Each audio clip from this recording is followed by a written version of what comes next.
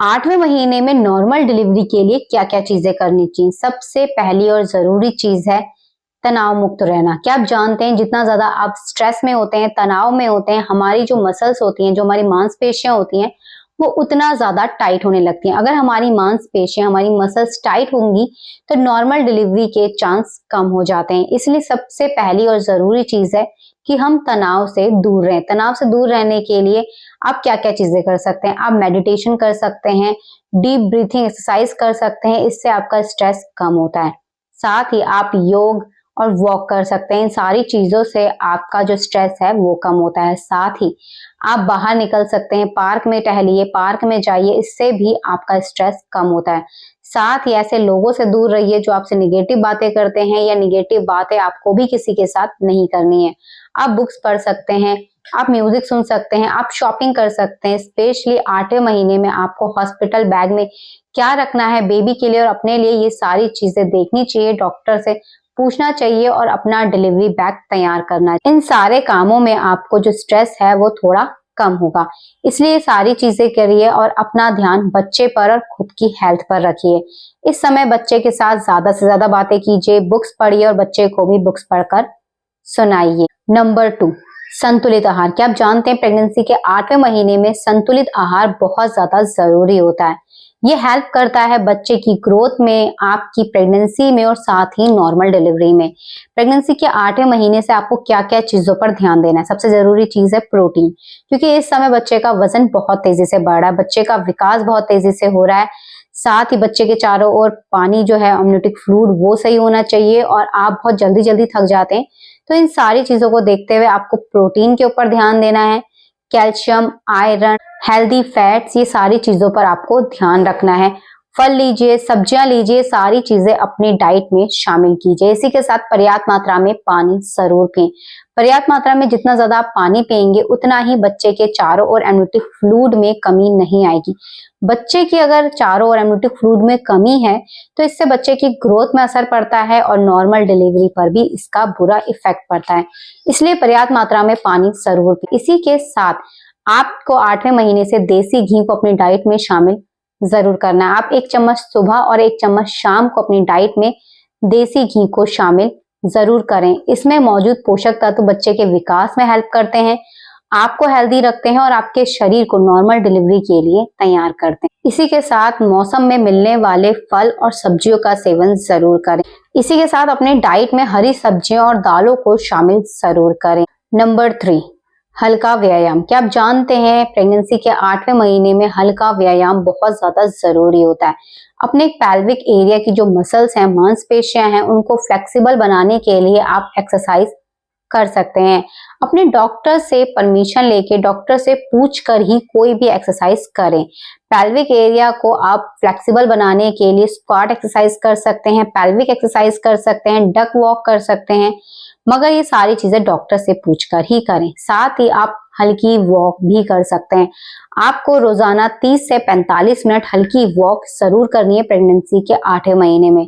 ऐसा करने से आपका जो पैल्विक एरिया है वो फ्लेक्सिबल होता है, मांसपेशियां लूज होती हैं, जिससे नॉर्मल डिलीवरी के लिए आपका शरीर तैयार होता है। इसी के साथ प्रेगनेंसी के 8वें महीने में आपको नहाने के लिए गुनगुने पानी का इस्तेमाल करना चाहिए। जब आप गुनगुने पानी से नहाते हैं तो इससे भी हमारी जो मांसपेशियां हैं वो फ्लेक्सिबल होती हैं। आप पीने के लिए भी गुनगुने पानी का यूज कर सकते हैं। इससे भी आपकी जो मसल्स हैं फ्लेक्सिबल होती हैं और आपकी नॉर्मल डिलीवरी के चांस बढ़ते हैं। नंबर 4, पर्याप्त मात्रा में नींद लें। प्रेगनेंसी के 8वें महीने में हमें सोने में बहुत ज्यादा प्रॉब्लम होती है, क्योंकि हमारे पेट का आकार बढ़ रहा होता है, बच्चे का विकास बहुत तेजी से होता है, हम थक बहुत जल्दी जाते हैं, तो इससे हम कई बार सो नहीं पाते हैं, क्योंकि हमारी पीठ में, कभी कभार हमारे पेट में या हमारे सांस लेने में हमें प्रॉब्लम होती है। तो बहुत सारी वजह से हम सो नहीं पाते सही से। कई बार रात को नींद नहीं आती है, कई बार हम दिन में नहीं सो पाते। तो अगर आपके साथ भी ऐसा है तो कोशिश करें कि आप पर्याप्त मात्रा में नींद जरूर लें। इसके लिए आप क्या क्या चीजें कर सकते हैं? अपने हाथ, पैर और हेड की मसाज कीजिए। अगर आप खुद कर सकते हैं तो हल्के ऑयल से आप पैरों के तलों में मसाज कीजिए, हल्के हल्के पेट पर मसाज कीजिए, सर की मसाज कीजिए और अपने हाथ, पैर और कमर की हल्की हल्की मसाज कीजिए। इससे आपको नींद अच्छी आएगी। साथ ही आप हल्का मेडिटेशन जरूर करें।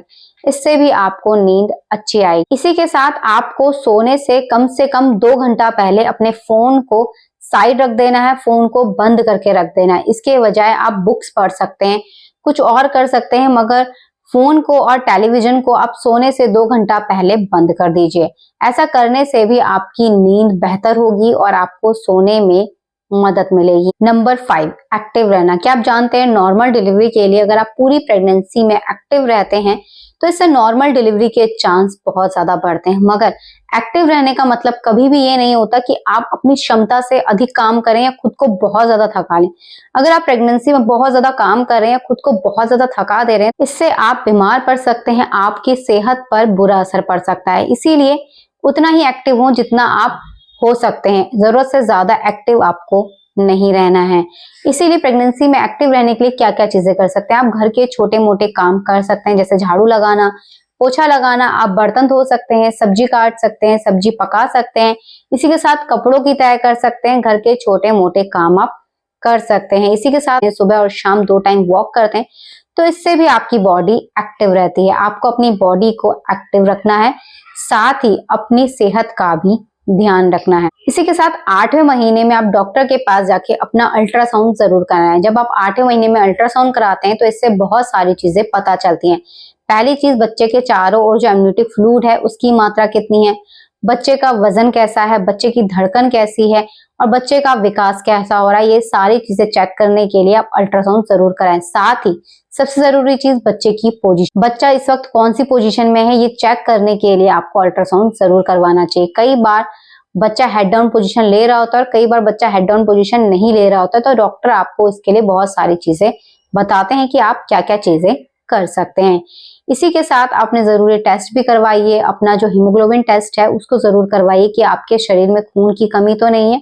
बाकी अपना बीपी चेक करवाना, अपना वेट चेक करवाना और साथ ही अपने जरूरी टेस्ट जो डॉक्टर आपको कहेंगे, ये सारी चीजें आपको करवानी चाहिए प्रेगनेंसी के 8वें महीने में। कहां से आप हमारी ये वीडियो देख रहे हैं और आपकी प्रेगनेंसी का कौन सा महीना चल रहा है, हमें कमेंट करके जरूर बताइएगा। अगर आपको हमारी ये वीडियो पसंद आई हो तो प्लीज इस वीडियो को लाइक कर अपने दोस्तों के साथ शेयर जरूर करें। बेबी केयर फैमिली पर अगर आप पहली बार आए तो प्लीज हमारे चैनल को सब्सक्राइब कर बेल आइकन जरूर प्रेस कीजिएगा, ताकि आपको प्रेगनेंसी और बेबी केयर से जुड़ी ऐसे इंपॉर्टेंट वीडियोस मिलती रहें। इंस्टाग्राम और फेसबुक अगर आप हमें देख रहे हैं तो प्लीज हमें फॉलो जरूर करें। आप अपने सवाल हमसे कमेंट और मैसेज कर पूछ सकते हैं। कोई भी सवाल या सुझाव हो तो आप हमें कमेंट करके लिख सकते हैं। आपको हमारी वीडियोस कैसी लगती हैं हमें कमेंट करके जरूर लिखिएगा।